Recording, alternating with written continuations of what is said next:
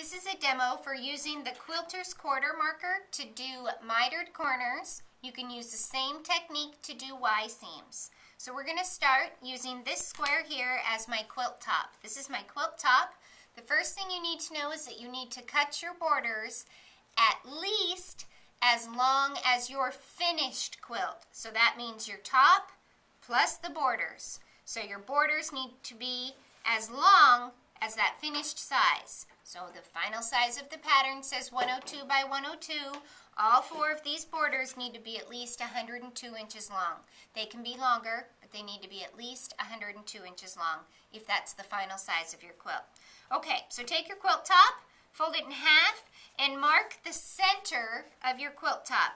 I like to just go ahead and put a little line there with a chalk pencil so I can see where the center is. Then I take my borders and I do the exact same thing. I'm going to fold them in half like this. I'm going to mark the center of that, and the first thing I'm going to do is line my border up with the center of my quilt top. And I'm going to go ahead and pin that. Then, and looking at the back of my quilt top, I'm going to take my Quilters quarter marker and I'm going to line up this E mark on the edge of my quilt top. It should be straight across the top here. And this line here, a 1/4 inch from the E, this dotted line should line up with the edge of my quilt top. I'm going to make a mark right there on the edge of my quilt top. That's a 1/4 inch in from the top here and the edge here. I'm going to do the same thing over here on this side.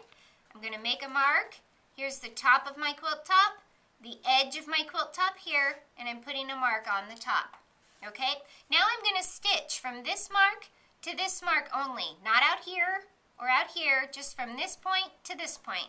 When I start out stitching, I use tiny stitches so that I don't have to use a lock stitch or a back stitch, and I stitch all the way to the end and slow down and use tiny stitches again at this end. Now I'm going to do the same thing on a corresponding side. I'm going to mark the center of my quilt top by folding it in half, put another border on, and stitch from this mark here. I'll line my E dot right up on the edge. That's the one that has a 90-degree angle because this is 90 degrees. Again, go over here, mark this dot again. It should be the same dot I made previously, and stitch the second border on a corresponding edge from here to here. Again, using tiny stitches. Okay, now I'm going to switch demo pieces. So now I've got, here's my quilt top with these two borders sewn on. And you can see I did not stitch all the way to the end here. I went to that 1/4 inch mark. So now I need to get these guys together. I'm going to pick up my quilt top with my borders on top and kind of shake them out so they're nice and flat. And my quilt top is wrong sides together and kind of makes a triangle between my borders. Okay, then I'm going to lay that down so that I can have my borders out nice and flat all the way across the top, just like that. Here is the dot that I've made.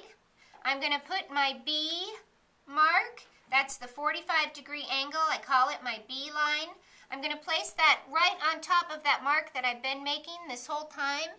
It fits right on top, and I'm going to use another ruler to go ahead and extend my line out because my little ruler is too small for the width of my borders.